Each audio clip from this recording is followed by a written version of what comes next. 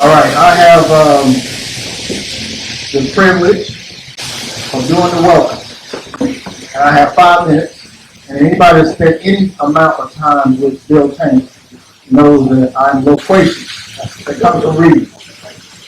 But I will try to keep it very simple. We are here today. We're honored to be here today at Summer Spring Park at the Hardy Family Amphitheater to welcome to our city the Elise creator, Ms. Wanda. We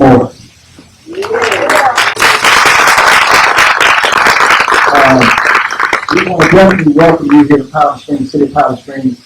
To give you a background, when I first came here, the city manager was excited about a vision she had heard from Julia of the book launch store. And she said, hey, let's check into that, see what we can do. And absolutely, I walked into the bookstore and I met Julia and I said, what's your vision? And she said, literature. I want to see a community come together and I want to increase literacy within a community and I want to see a community built around a common theme. I said, so you're going to do this with a book? He said, absolutely. We're going to do it with a book. I said, when are we doing it? June 14th. I said, oh my God. I don't want to tell you how far out we work. I said, well, look, we can do a free throw this year. We're not going to get slammed up. Let's go for slammed up this year. And Julie said, no. All I do is slammed up. And so I want to introduce Julia, the bookstore owner. She's going to come up and speak later. But let's welcome you again, Julie, what you're doing, and thank you for what you're doing. I won't break you up yet.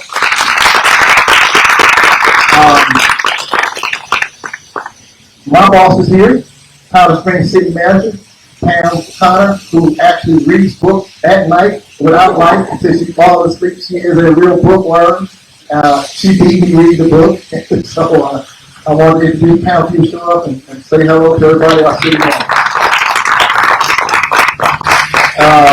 I want to, of course, welcome Cobb County Library. I'm quite sure that Jennifer's going to have a few comments.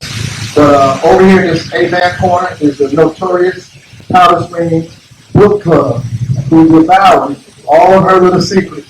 And I felt sorry for the book. I had to get out of it. I mean, they gave every line. I'm telling you, they were on the key. So I want to welcome them. And anybody that's just visiting here and is going to sit in and hear about this story that was written in one of our own libraries, one of our own local authors, we welcome you here. So thanks everybody for coming out this evening. I know it's a little hot. You got water here, get your fans. And so without further delay, wow, it's only 6 o'clock. I'm ahead of schedule. I'm going to bring up Ms. Jennifer Rapier, who's our leader at the Powder Springs Library. Jennifer, come on up.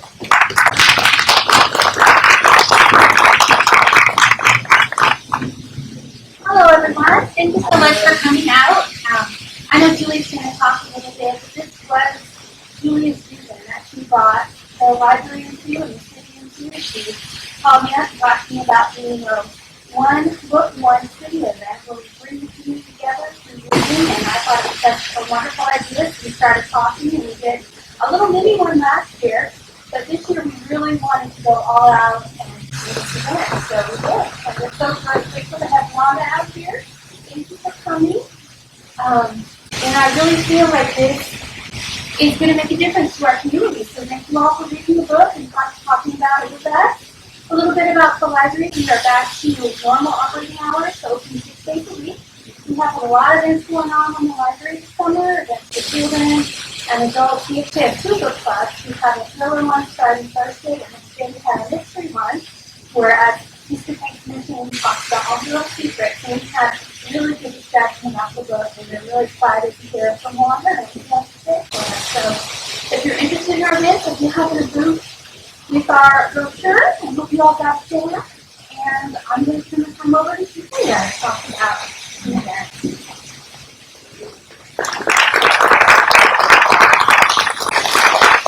Good evening, everyone. Can you hear me okay? Yes. Good. I want to thank everyone for coming out and sticking out on this hot day. There are fans, there are water. Of course, in addition to Powder Springs Book Club, we have the Book One Bookstore Book Club here. If you are not familiar, the bookstore is right across the street. We have not only an adult book club, we have a middle grade book club, and we will actually launch next week our first autistic-led book club. So we are doing some amazing things over there. We have actually 3 book clubs this week. So after today, we actually have Benny Bryce will actually be in town at the bookstore for our normal book club tomorrow. Her book is over there as well. There are copies of Wanda's book over there. We will actually be, Miss Wanda will be signing those after our discussion, so I'm excited about that. But before we get into things, into discussion, let's talk a little bit about Miss Wanda, who wrote this amazing book. Has everyone read the book yet, or at least most of the book? For those claps, I'm thinking y'all really didn't read that book. Has everybody over here read that book? So, All Weather We Secrets by Wanda and Morris has been reviewed by the Boston Globe, LA Times, New York Times, Atlanta Journal-Constitution, Seattle Times, and South Florida Sun Centennial, among others. It was named as one of the best books of 2021 by Hudson Booksellers, selected as the #1 top pick for library reads by librarians across the country. It was selected as a Book Buzz pick by Good Morning America, and a Marie Claire Book Club pick. All Her Little Secrets won the 2022 Lefty Award for Best Debut Mystery Novel, was a Georgia Author of the Year finalist for Best First Novel, and has been nominated for a 2022 Anthony Award for Best First Novel. In addition to that, she is now Powder Springs Book Club Reads. She is also Powder Springs official One Book, One City. And as of probably like 2 hours ago, she got another award. So I'm going to let her talk to you about that one too. So when I say we picked a good book, we picked a good book. Wanda is a member of Sisters in Crime, Mystery Writers of America, and Crime Writers of Color. She's a corporate attorney. She's worked in the legal departments of some of America's top Fortune 100 companies. She's an accomplished presenter and leader. She's a former president of the Georgia chapter of the Association of Corporate Counsel. She established a signature female empowerment program known as the Women's Initiative. She's married, the mother of 3, and lives in Atlanta, Georgia. Let's welcome Ms. Wanda Morris. Yeah. Let's try that again because I'm really not how to welcome. Let's welcome Ms. Wanda Morris.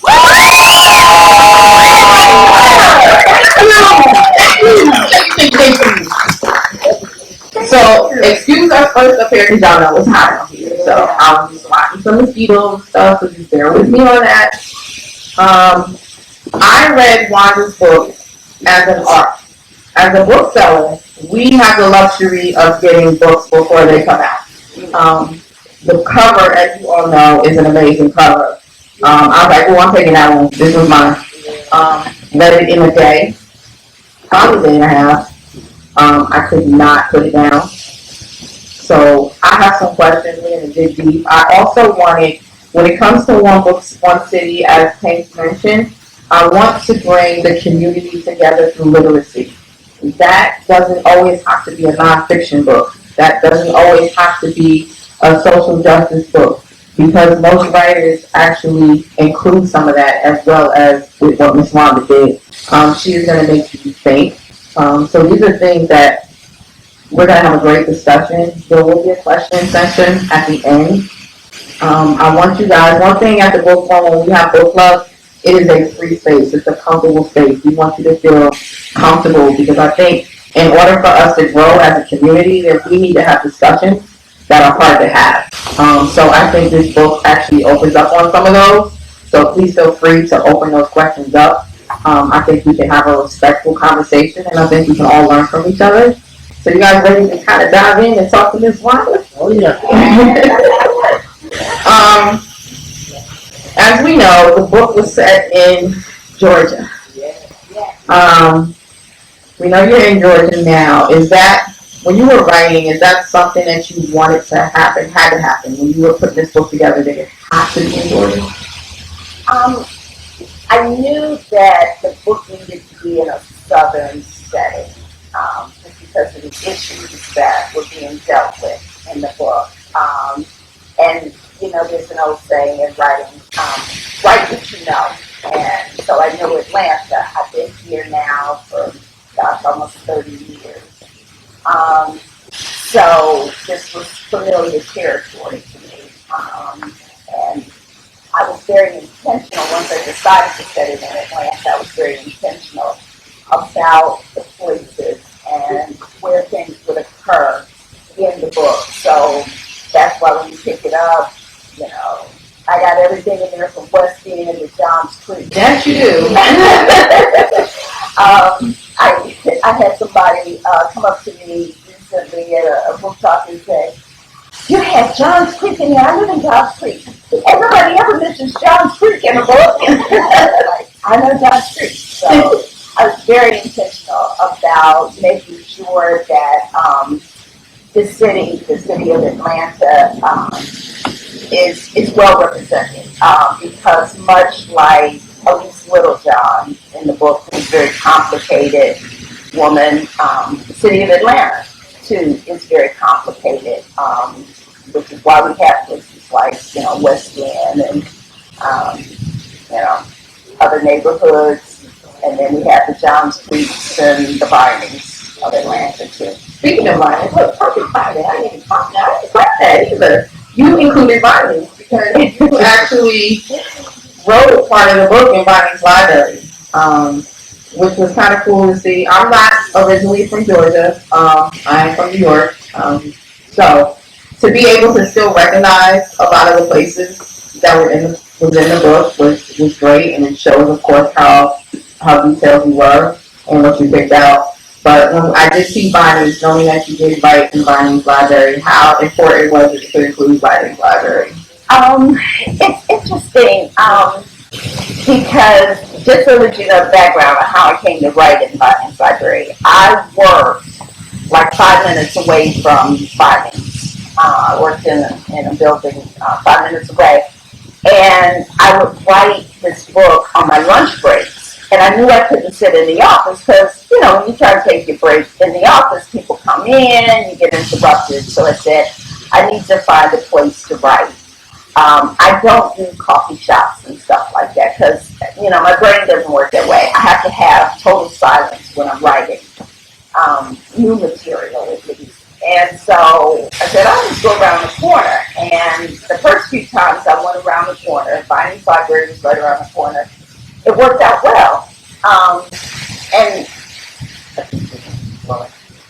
it worked out well. And then it became a habit because when you're writing, you start to become like a creature of habit. I had to have, you know, certain ink pen, and I had to have certain notepads, and I had to have all these little things. And so, Vinings Library, the carrel in the back on the right side by the window kind of became my carrel. And so every day I would go in there for like an hour and a half, and I would sit in that same carrel and write. And one day I went in there, and there was a gentleman sitting in the carrel. And I walked into the library, and I kind of waved to the librarians like I did every day, like, hey. I walked back to my carrel, and that was like a cartoon character. Stopped in my desk, he's like, somebody is sitting in my seat. Like, oh my goodness. And I couldn't ask him to get up and leave. So I went and sat, you know, a couple carrels down. And I could not focus. I'm telling you, I could not focus because I kept looking at him, waiting for him to move or leave. He wouldn't leave. So then I tried to write. I couldn't write. Then he'd like move his papers. I'm like, good, he's getting ready to leave. I think I spent the first 40 minutes of my writing time sitting there waiting on this man to leave so that I could sit in the same seat that I had always been sitting. I was like, this is crazy. But that's how attached I got to the Vinings Library and that carrel by the window. Well, that's now your spot. I think they should put a little tag over there that says Wanda Morris when she comes in, because we are all looking forward to some more books by Wanda Morris. So we need you to have that over there. But you're always welcome, of course, to write at the book on bookstore. As well. Are you allowed over there? Yeah. No. We're quiet. We're quiet. We know we're coming to park too. We'll make sure it's quiet. We'll make a little Wanda Morris thing. Let's talk about the main character, Elise. Elise has some issues. Yeah, Elise is complicated, isn't she? Yeah. She is complicated. But she did some things I really like, so we'll get to that too. But Elise is complicated, yes. When you wrote this, Elise, does she remind you of someone? Is that a combination of? Elise is, she's like an amalgam of women that I've known, women that I've worked with, that, they're beautiful, they're smart, they're talented, and then they got some really deep flaws. Now, of course, this is fiction, so I took her flaws way deeper. But, we all know people like that on the outside, they just look like, wow, they've got it together. And then, you peel back the layers and there's all this stuff. And I knew when I set out to write this book, I wanted to write about a complicated Black woman. Because we all are. We all, have some flaws. We all have some misgivings. And so I knew that is who I wanted to write about. As the story evolved, she seemed to get more complicated, which sometimes I thought, gosh, I was kind of scared because I was like, people don't read this and think that is, and I still get that. People are kind of like, how do you come up with this stuff? But yeah, so I did want a very complicated Black woman. So much of that. And what I like is, and I'm sure it was intentional, you being a corporate attorney, the setting in a law firm. Prior to Bookstore World, I have legal experience. I was in law firms. So, I'm sorry, yeah. So I actually, and I'm about to date myself, I actually started out in the law firm as a gopher. Then you know what a gopher is? So, a gopher is someone who goes for this and goes for that. So, that was me in the law firm. I always wanted to be in legal, so I thought. So I started out that way. So, being in a law firm, I know that you probably wanted to kill some folks off. So, it was interesting having that legal background to see that you had that setting. And unfortunately, he got killed in the office. Yeah. It's interesting too. I told people this. I started this book back in 2008.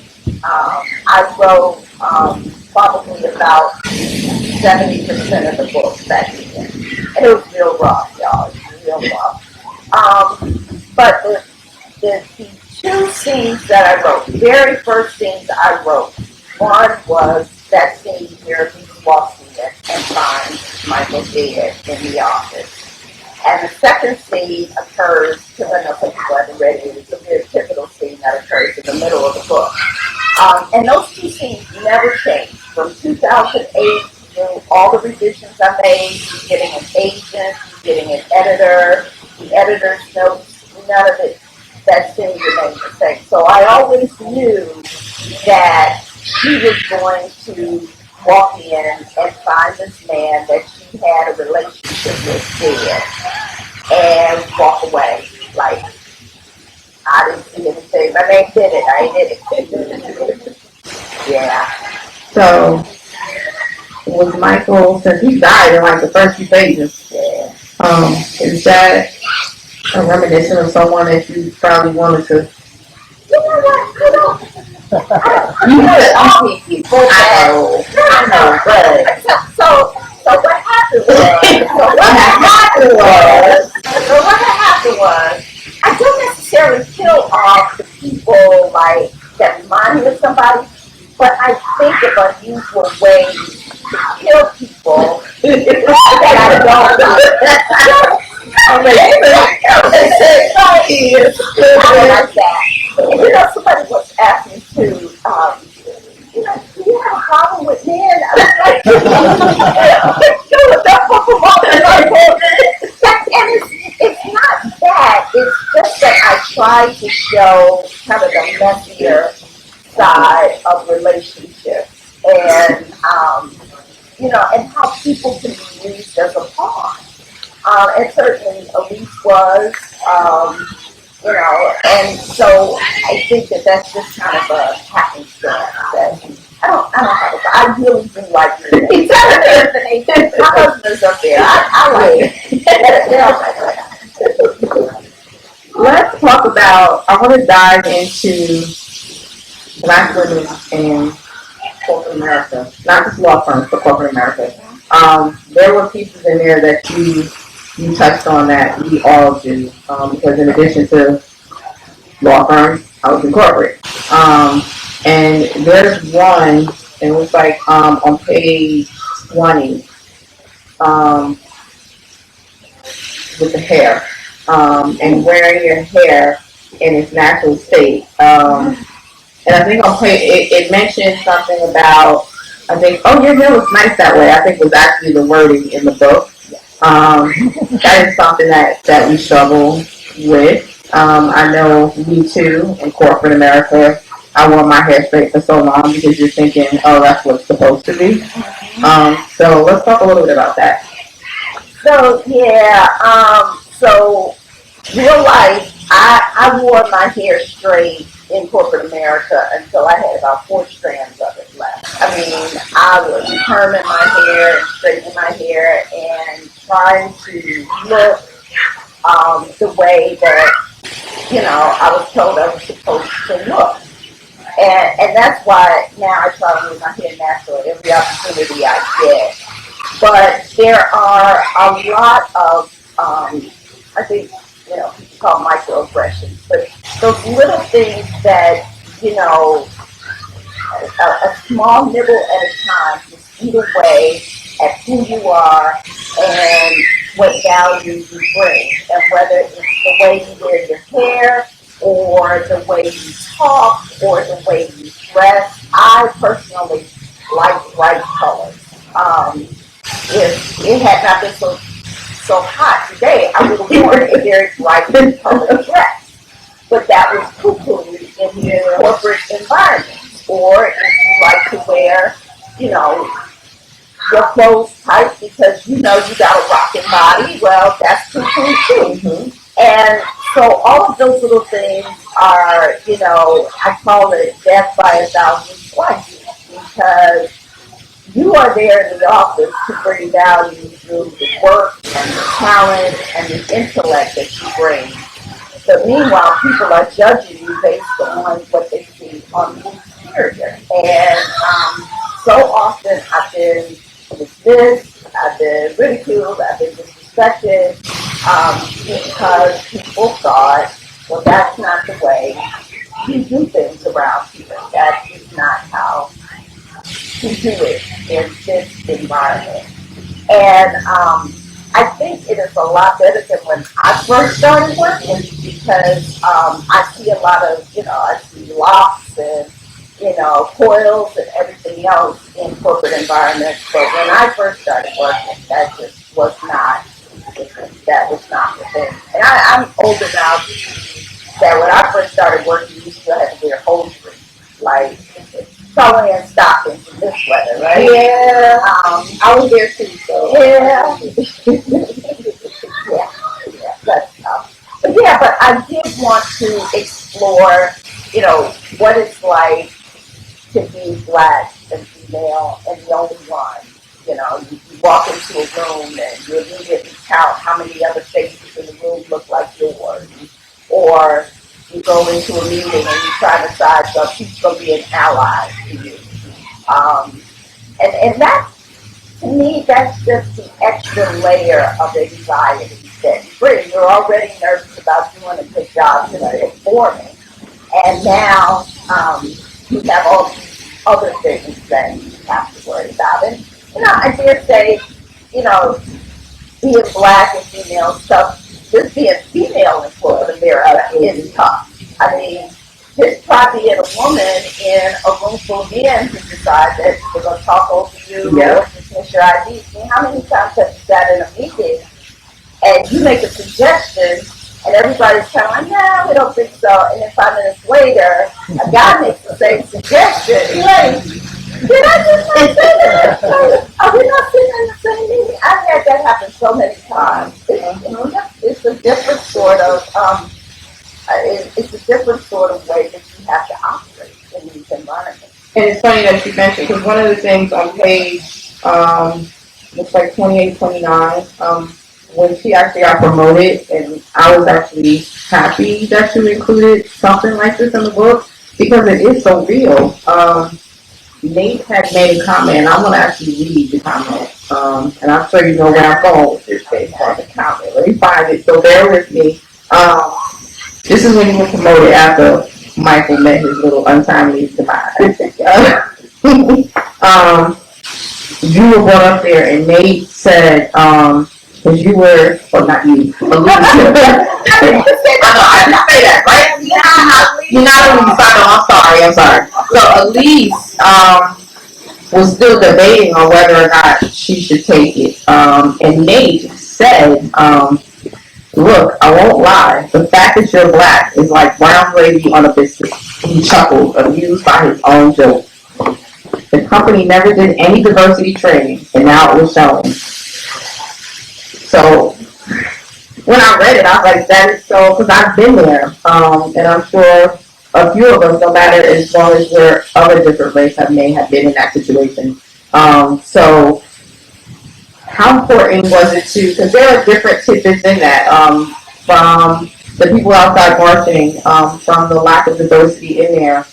Diversity and inclusion, of course, I know when I started was not even a thing, and now it is. And it sounds like you wrote the book a little bit before it actually became like full-fledged, hard-hitting relevant. So how important was it to include some things like that? Because even though it's fiction, you touched on a lot of things that make the reader can see themselves in Elise. So you're right. I started, like I said, writing the book in 2008. And, you know, there's some issues in the book that I did take from snippets of real life and instances that I had. I've been in situations where it wasn't necessarily a promotion, but for example, I was put on a legal team to handle an assignment when I was the only black face. And the reason is because there was somebody black that was suing the company. And they thought, oh yeah, if we put a black woman, then it'll look like we don't do those kinds of things here, which kind of defeats the purpose, right? Like, and so I did want to explore, because remember in the book, and I don't think I've given any spoilers away, Elise is, she becomes a pawn in this very sinister scheme that's going on inside the company. And so I wanted to bring out how people make decisions around her. They make decisions for her. They make decisions about her because she was not really viewed as a talented, smart, professional lawyer. She was somebody to be used as a pawn. And so that was a way to show, even though, you know, Nate had his issues too, but once again, they all had this scheme and this plan, and this was part and parcel of that. They knew what was going on outside the building. They heard the protesters, and so they devised this plan that was going to, I guess, try to eliminate the protesters. Obviously, it didn't work. And I know y'all see me squatting over here. I don't know what's going on with these gnats just like don't like me today, but I'm sorry, guys. You see, huh? Well, you doing it all fabulous. I'm sure I'm over here like this, and yeah, you just doing all things fabulous. One thing that I love is you mentioned a lot in the book. In your writing. And Elise said it. I think her brother said it. God sent. That God sent. Telling me to do what I'm supposed to do, but I'm not doing it right. And you wrote that more than once. Let's talk. For those, because I know I get God sent all the time, and I get slapped a lot following instructions. But those that don't know God sent, talk to us about that. Yeah. So God sent is one of those things that is, it's deeper than common sense. You know, common sense is that thing that tells you, oh, I shouldn't put my hand in fire because I will get burned. But God's sense is that thing that that kind of spiritual twin that tells you this situation doesn't feel right. You walk into a dark room or down a dark alley and you hear a noise and something says inside of you, I need to get the hell out of here. Oh, pardon my French. I need to get out of here. That's kind of your God sense. And your God sense occurs to you too when you meet people and you interact with people and you deal with them and you're like, there's something about this person that I can't put my finger on, but you know, I need to keep my guard up with this person. That's what a God sense is. And so Vera, Elisa's, I guess, godmother, as you would call it, becomes kind of the matriarch figure for her. She would teach her about this God sense. And much like, you know, the knucklehead that Elise could be, she doesn't listen to it. So when, you know, she walks into the situation, she, you know, gets some promotion, she walks away from that good body. All those times her God sense was telling her, no. And she wouldn't listen to it. And I do get people who tell me, why did she make such stupid mistakes? And I'm like, it wasn't that she was making such stupid mistakes. It was that she was so traumatized from her childhood that she never really processed all of that. And so she then exhibits behavior that is a result of unprocessed childhood trauma. I'm glad you brought up Vera, because that, I think I told you probably more than once, but Vera is actually my favorite character. Vera is not a main character, but Vera is not only a great character in the book, I think she represents so many in the Black community, in our families, in our households. Vera was by the die. Vera was, she was good, but she also in her state in the book, you know, she's suffering with dementia, but you felt the love that she gave those kids, and you felt everything that she did. Is Vera, who's Vera after, if anyone? Vera is loosely based on my mother, my grandmother, aunt. These were women who were like stalwarts in the community. Women who protected other women, women who took in other people's kids, women who took in other people. When I was growing up, there was always somebody living in our house besides just like the kids. There was like Cousin Roger, Uncle Johnny, or somebody. She was always trying to lift somebody up and, oh yeah, you know, Cousin Connie's going to stay with us for a few months until she can get herself together. And, so there was always somebody else in our house. My mother was, you know, feeding stray animals and, you know, taking in neighborhood kids. We had that too. Yeah. See, I think it's universal too. I don't think that that's just like a Black mama thing. No, I think it's just that mother thing. Yeah, I have a girlfriend who's Italian. She's like, oh yeah, my mother used to do that too. I'm like, I think it's a universal thing that mothers just do that kind of thing. The right mothers. And so, you know, Elise had a lot going on in her life, and I knew that she had to have somebody there that would guide her. You know, everybody has had somebody in their life that, you know, helped them when they didn't know that they needed help. And that was Elise. And so, here was that for them. And she was just like a spitfire. She's something. I could imagine what Vera was like when she wasn't in that state where she had the dementia, and it's just based off of some of the scenes, and I don't want to give anything away, but Vera, I like her. I like how she handles things. So. I like how she handles things. Yeah. Really like the next one. Okay, we're gonna get on that too, but we gotta get on that. One of the things we know, Elise left her small hometown. She needed to get away for many reasons, and I think she was hesitant to get away because of her brother, and leaving Sam in that situation. Which we know Sam has his own issues as well. With that being said, do you think that final incident had that not happened, that incident that put Elise over the edge, where her and Vera were making cake and doing some things, do you think had she not walked in on a certain incident, do you think she would have stayed? Do you think she would have gone off to college, or was that final straw? I like to think that she was always going to lead to a copy. It's like Martha, her mother told her, "You're too big for this family." And she did it, but she did it reluctantly, because she loved her brother so deeply.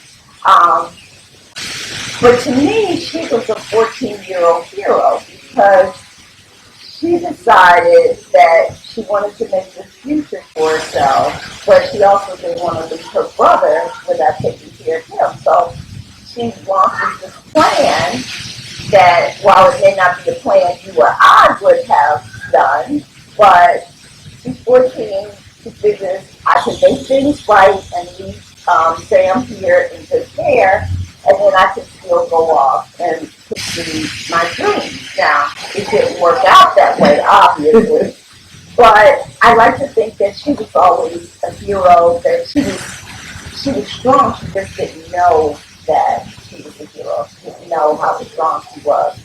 Until, because she didn't resolve all that trauma, Right. the same thing happens again. And this time it happens when she's a working adult. And all those things that we have in our past, that we don't deal with, that we don't hit head on, they come back. They eventually come back to the group. And for her, that's what happened when she was in that corporate environment. It was just different faces, but it was much the same. That again, she's being used. And so she had to take it was only when she realized this is repeating itself that she finally decided to hit it head on. And I will say, even though, which may explain some things about Julia, I guess, I think at least, although she made some bad decisions, I think it made her the person she was, Right. and it made her the strong person she was to be able to stand up in certain incidents. So, Right, because keep in mind, her go-to, ever since she was a little girl, was to run. And so, in a sense, she was running from Chillicothe, and she launched a plan and went off to school, and she thought, I could just keep running. And this time she couldn't, because everything was going to fall apart. Yeah. And, like I said, people ask me, you seem like a really nice lady. Why are you ready to start yourself? I don't know. So I don't know. I will say, and again, it's going to be hard. I don't want to give this away, so if you haven't finished the book, I'm going to need y'all to finish the book today, and come back to the bookworm and tell me your thoughts, because some of the final scenes, without giving anything away, at least handled hers. I liked how she finally, stood up for herself. And granted, unfortunately, there was some we can't all do certain things, but she stood up for herself. And I think it was just kind of the last straw with everything that happened with her brother and everything going on. I was saying, after I was reading it, I was like, I read that scene like 3 times. And I'm like, did that really happen? Did she really? Let's see what happened. What happened Was somebody messed with Sam again, right? And you don't mess with Sam. That's the theory. That's the mantra in this book. You don't mess with Sam. Okay? Because Sam was the person that she loved the most. He and Vera. And so when she finally realized, oh, wait a minute. Now, you trying to mess with Sam?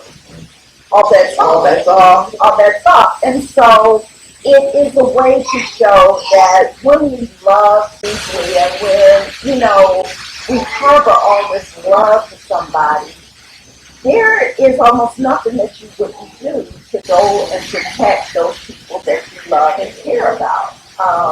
And it doesn't just have to be like a mother-child relationship. It can be a sibling relationship. It can be any kind of relationship. And so I was trying to demonstrate the power of love. Now, my books are messy, okay? My books are messy. But I do that to explore that you can still find, good in bad situations. And I try to explore, like, how the praise and masters can really be deep. And then how can we find good and value and love in the midst of all of that? You did a really good job. And it's all free. Yeah, she did a really good job of that. One subject I do want to touch on is the guns. There's actually, and I don't know what page it is, but it's actually back toward the end, 348. And with everything that recently happened, like guns there's a shooting in the news pretty much every day right now in Georgia. And one of the things that you mentioned in there during the scene, it says that Georgia is one of the easiest places to buy guns.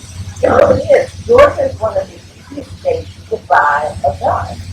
And it's even easier now over here. But in fact, Georgia is one of the states where criminal elements will funnel guns up to states or up to states where guns are much tougher to buy. And I guess it was probably about 3 or 4 years ago, they shut down a gun operation ring where they were actually packing up guns and shipping them off to Chicago and New York. And it's unfortunate. I mean, I hear people when they say they want their Second Amendment rights, but, and this is just me, so don't y'all come at me. I don't know why anybody needs an AR-15. I don't know what you're hunting, but you need a weapon of war for that. And again, I wanted to explore again this depravity that someone would be involved in this. And again, I don't want to get foolish because guns are all tied into why abuse is being used as a harm. But I wanted to show, again, the depravity and how well, I was trying to be cool with them, but now they are. It's okay. I do, and you said, because I was going to ask you, how soon did you write this before all of the things that are happening in the world today? Because it's so on point. One of the things towards the end of the book with the brethren and the arming the soldiers, that topic actually reminded me, all of that actually reminded me of the Capitol. So I was curious if you wrote that scene before Capitol, after Capitol. That is so funny. I wrote that scene a couple years before January 6th. So I had finished the book in 2018.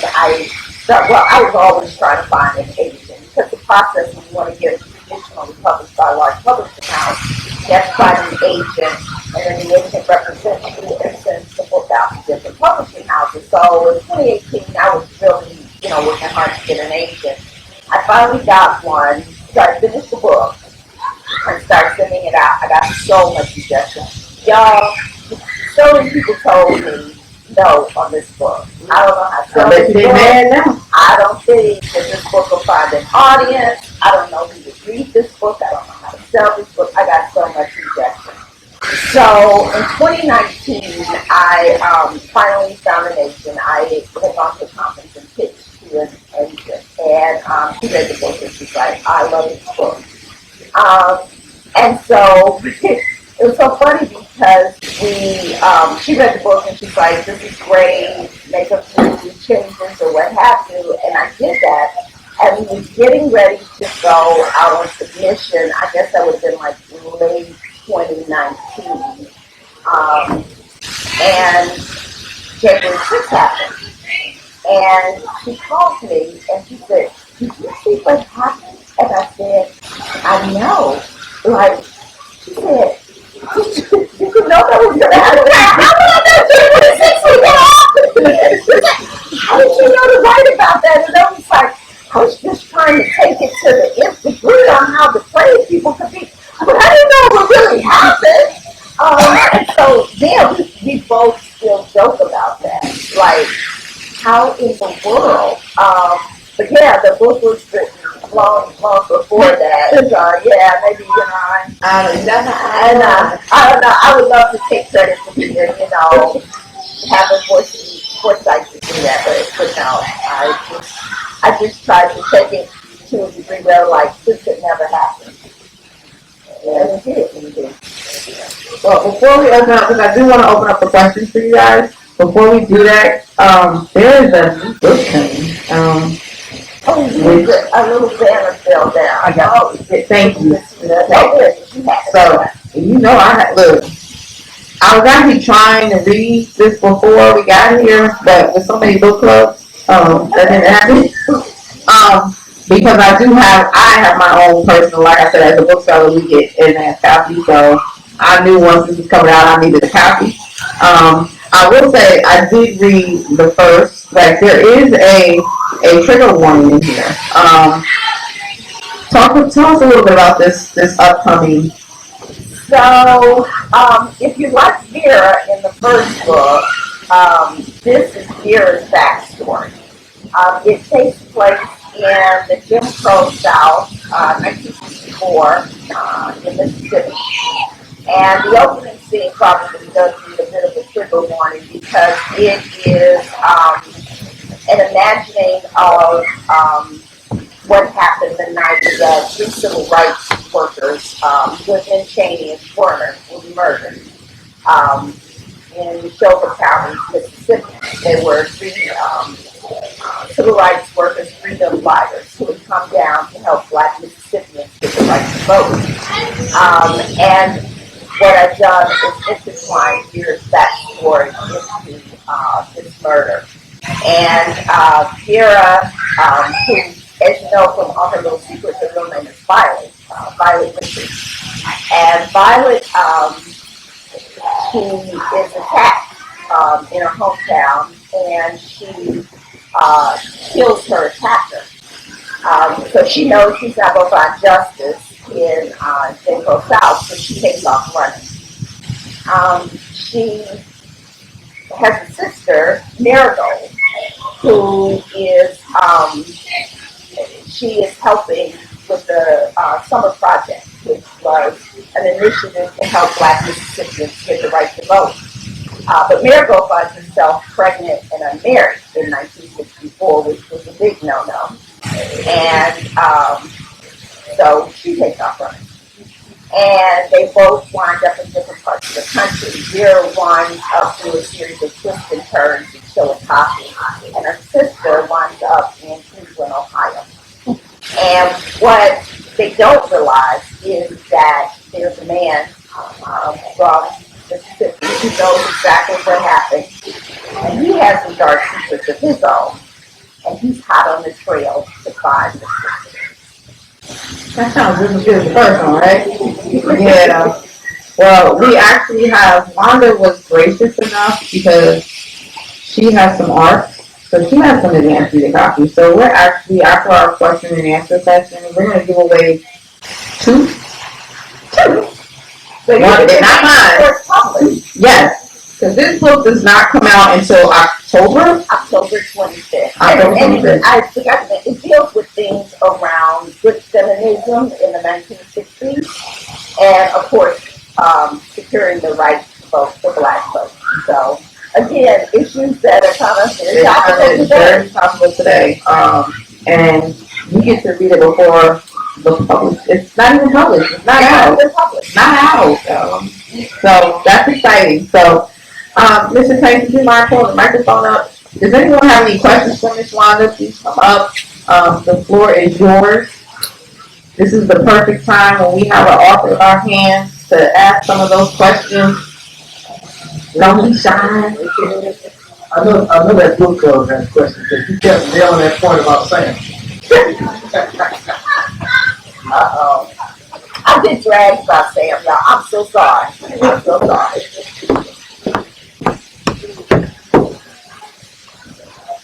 One of them architects, we talked about Sam so much.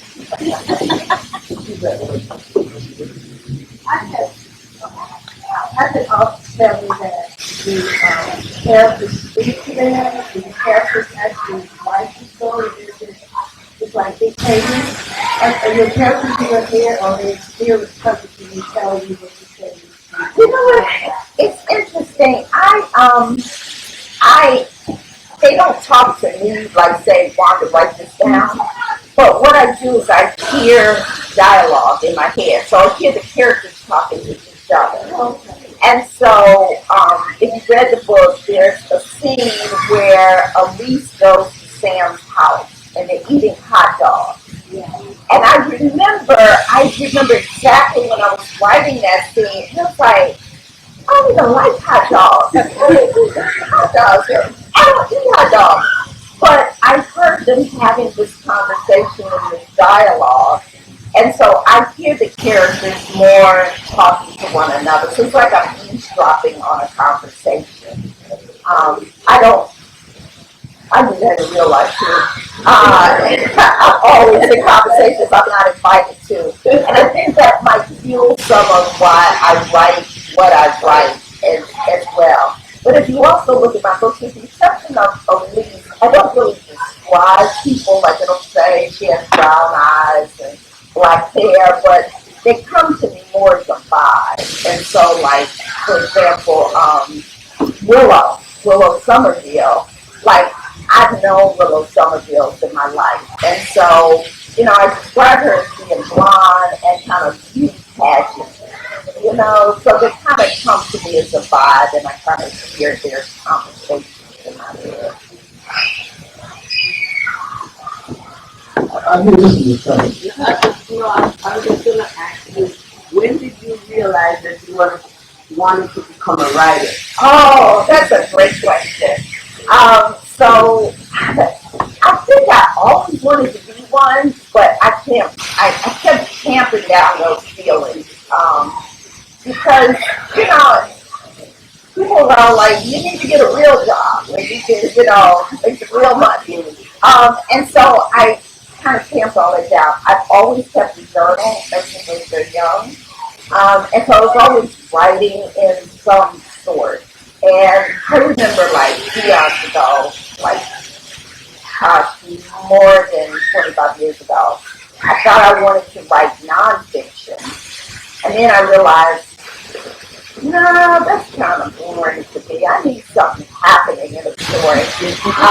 But interestingly enough, when I finally decided I was going to write, I did it in secret. I didn't tell anybody. Like, my own husband didn't know that I had written a book until probably a couple years before I got an agent. A few years before I got an agent, I got accepted into a writing workshop. And so I was going to have to be gone for 2 weeks, and he was going to have to take care of our son. So I had to tell him that I had written a book. And I remember telling him, and he was like, you wrote a book? I was like, yeah. And he's like, what's it about? And I told him what it was about. And he was like, ooh, that sounds good. That sounds like a movie. And I was like, oh, maybe I got something here. Well, did you like the book? He likes the book. He read it too. And this is from a man who'd rather read a newspaper than a book. And he kept asking to read it. And I kept saying, I don't think so. And he finally got his hands on a copy. And I remember coming downstairs to the kitchen, and he was sitting in front of his computer, and he was just staring at it. I told him, that he's working or something. And I kind of like hit him, like, what you doing? And he's like, he kept reading. And the next morning he told me, I read the book. I was like, oh my God, that's high praise. Yeah, but I was like, whoa. You read this new book? Yes. Yes, he read the new book. And as he put it, another page turn. They had an interesting question today. I don't know why they shot now. Did Elise really love Mike? You know what?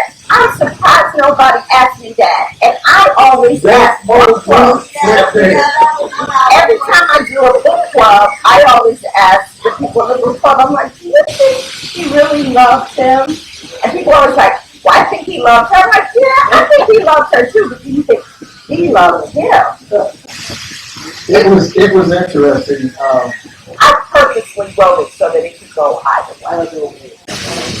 Yeah. Who was what is it, Anna? The wife? Anna. Yeah. They wanted to know what was her story. She was very, I always envision Anna as somebody who has decided she really likes nice things and she likes having her kids having nice things as if she wasn't going to go the apple cart. And you know, who knows, maybe Anna will have a side piece too. she'll have her own thing. There you go, these ladies are smart. I think you got a question over there.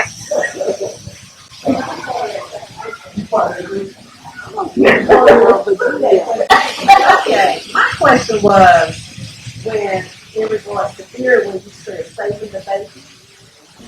Okay, that came up in our book discussion, so I'm like, if it's a baby, or was it the children that would have been molested or food that she was saving? It's both. She saved the babies.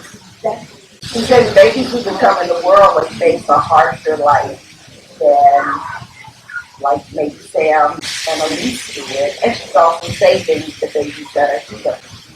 So, you know, that scene was very important for me because however you come down on the abortion issue, no 14-year-old girl who has an opportunity to change the trajectory of her life to be forced to have a baby that was there by incest. So I don't care how you come down. Like no 14-year-old girl should be forced to have a child of incest. Because imagine if she had had that baby, she never would have seen the life that she had. Got one over here? All right, come to. Y'all got deep in the book. Oh. I like this. They're not even showing. So my question is more about your writing process. I was wondering, writing stories. I can't hear you. When you write your stories, do you outline where the story is going, and write to the outline, or does the story come to you as you write? That's a good question. So for me, it's kind of a messy process of both. I start out with a very loose outline. So I know what the opening scene is going to be. I always know what the opening scene is going to be. And then I know where the big scenes are going to be. Like, if, you know, Elise had to run through a building, you know, chasing after somebody or something like that. So I know where those big scenes are. And then I start to write. And then I'll write to a certain point where I get stuck. And I'm kind of like, ooh, what should happen now? And then that's when I go back to the outline. And I do revisions on the outline because as I'm writing, the story evolves too. But I never know how the story is going to end. Either with this book or the first one, I don't always have like a picture in my mind how it's going to end. And so, like even with that scene where she's in the office building and she's running, I don't want to give any spoilers. I started writing that scene and I was like, oh, this girl, where are you going? I was going to ask you, you're not playing that? No, That was good. I had no idea what she was going to do. And so I was going to send her up to the rooftop.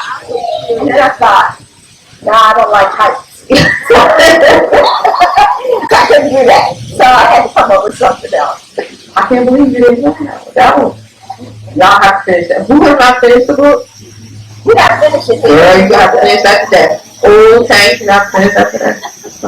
Yeah, one here. Thank you for coming. Is there any more questions? Thank you. My question is, how much does research play a part in your book? Because I was just remembering you civil rights movement and the freedom fighters that were killed in your upcoming book. And then now this is Jim Crow South.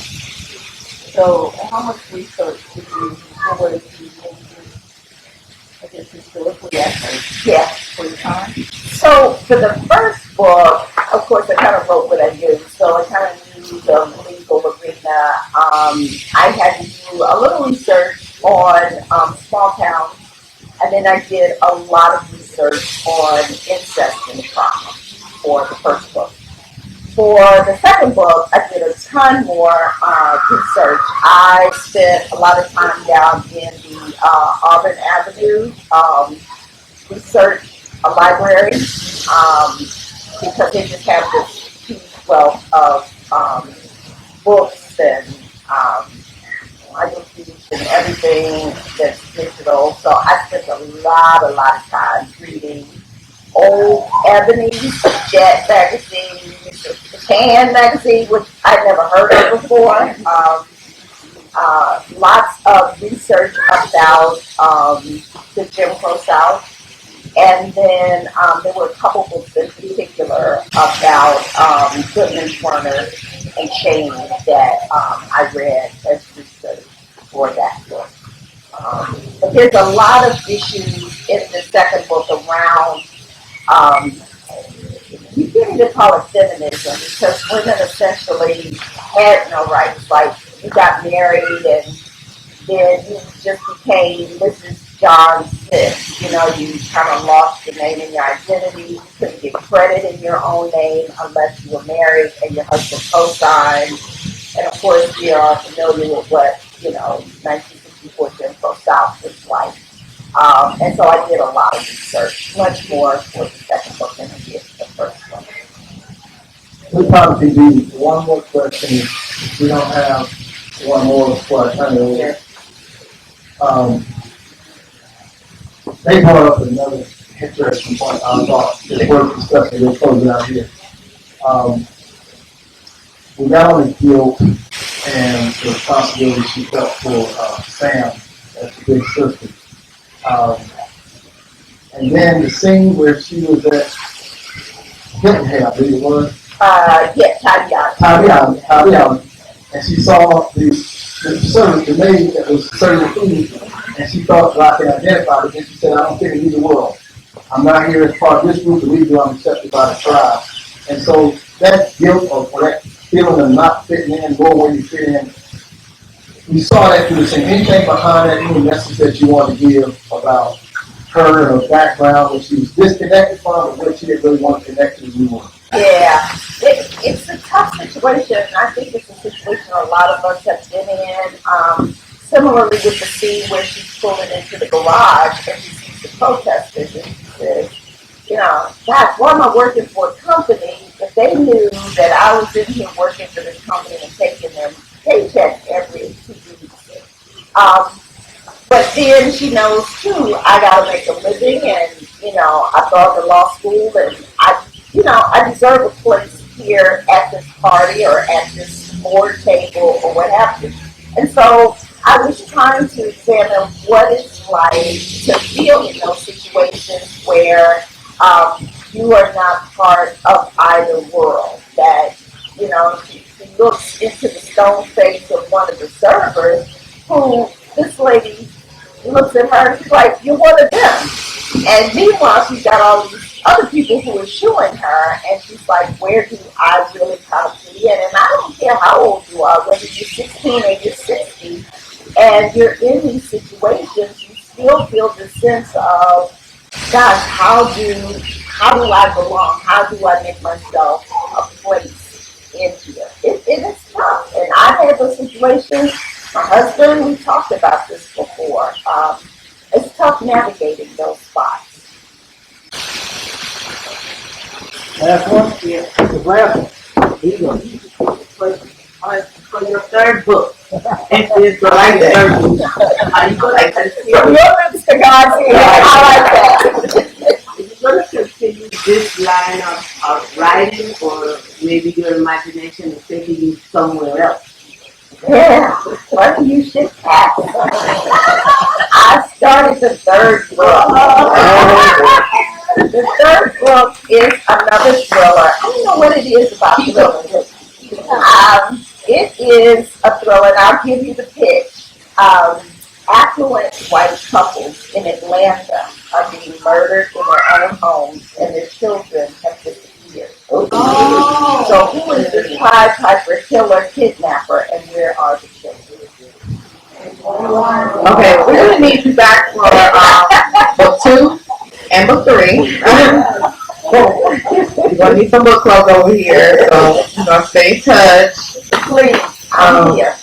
Before we let this, We have a family member that says she has to ask the question. yeah, absolutely. Absolutely. Yes, Katie, you can ask the question. I wanted to know, are any of the characters based on it? I like that question. Katie don't get to ask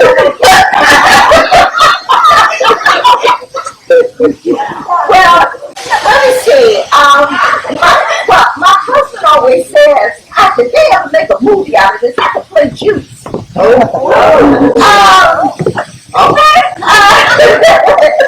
No, actually, I don't really base my characters specifically on like my mom, bless her soul, she's in heaven now.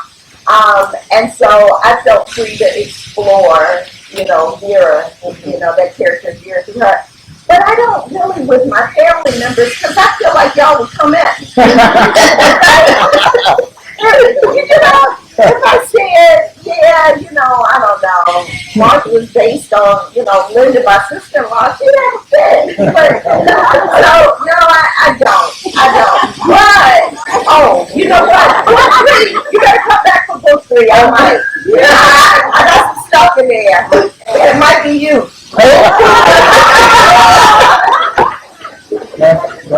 Well, absolutely. One thing. I gotta thank all of y'all for coming out here. It is sweltering out here. Thank you so much for coming out here. I really appreciate it. And I have to thank my family, my husband, Linda, and Bertha, and my niece, Amy, who asked the question, and my son, Ashton, always so supportive. Thank you all so much. Well, before Miss Wanda goes, and before Miss Wanda's actually going to be sitting at the table signing copies of her book, we want to do the raffle as well. But before I do that, please let's give Miss Wanda not only the standing ovation that she deserves, but a Powder Springs round of applause. So that's I want to thank you for coming out. I want to thank you for coming out as a team and just supporting us and through your words and through the amazingness going on. Hold on excuse me 1 second. Miss Jocelyn, come on back up here. We're not going to get away that quick. So I thank you. I'm looking forward to reading book 2. I'm looking forward to having you at a book club. You are now a performing person. I'm going to have you here. So, who wants to see if they want to copy that second book? Y'all don't sound like y'all want it. Y'all will. I keep them. Okay. So, up here, and again, thanks my team over here that is out here in the heat, past their work time. So please give them a round of applause. Jocelyn is here with us for the summer. She is interning at the Bookworm Bookstore because that's the best place to be in front of that. So we're gonna have her. You ready? Yes. Oh yes, you did. Right, the one you emailed before we get to the raffle. Wanda emailed me this morning about what was the reading list. WB. Yes. Oh yeah, it's not an award, but it's a NPR. Talk about NPR just basically listed it as one of its summer reads. Wow. Spread the word. Let's see if we can get more black women right. Yes, absolutely. black folks show up in the bookstores and buy the books. Mhm. That gives us the opportunity to write Right. more, because I was told for so long there was no market. That is actually, as a bookseller, we are told, not me particularly, because I am a woman of color, but when I'm sitting in those meetings, there are very few black-owned bookstores, and we are underrepresented. It's hard for us to get authors, because they say people don't come out to events, that are black-owned.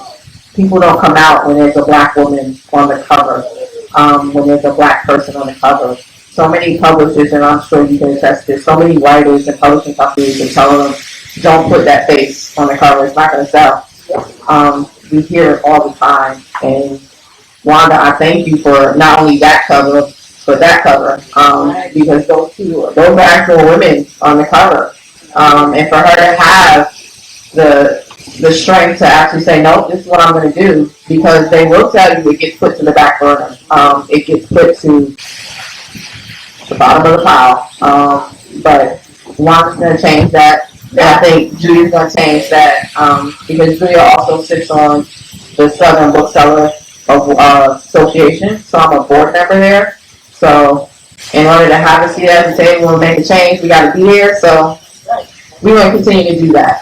And I think all faces need to be on the covers. That's something that we strive at the book club.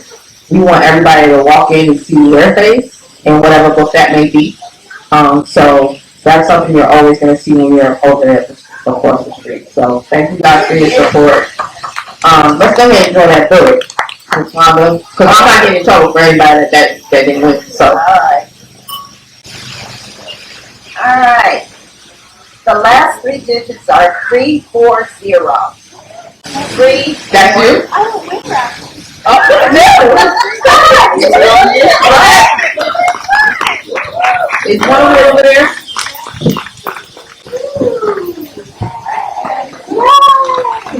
And she may sound like she's one of our book club members, and she's always fine. She is so excited to be this book club member. And now, yeah, there you go.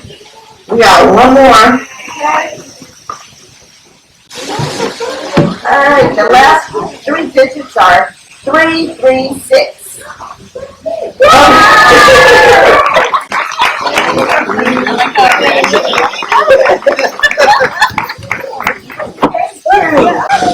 So again, thank you guys for coming in this heat. Make sure you grab some water.